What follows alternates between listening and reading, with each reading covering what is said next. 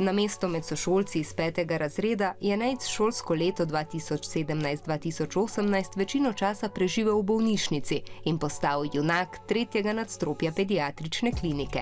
To pomeni pač, da sem prebolel levkemijo, ALL, rak. Rak v vsakdanjem jeziku imenujemo skupino bolezni, pri kateri se začnejo celice v telesu nenadzorovano deliti, torej jih je preveč.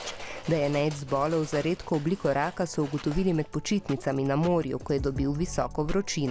Se je ful hitro utrudil, ful sem shujšal. Zato so se odpravili k tamkajšnjemu zdravniku, potem pa takoj v Slovenijo, kjer se je začelo zdravljenje.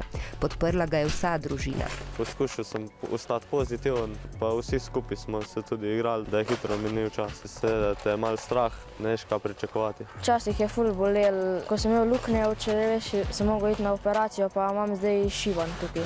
Zdravili so ga na več načinov, tudi s kemoterapijo. Lase sem vse izgubil, pa sem pa začel rasti nazaj, ko sem ozdravel.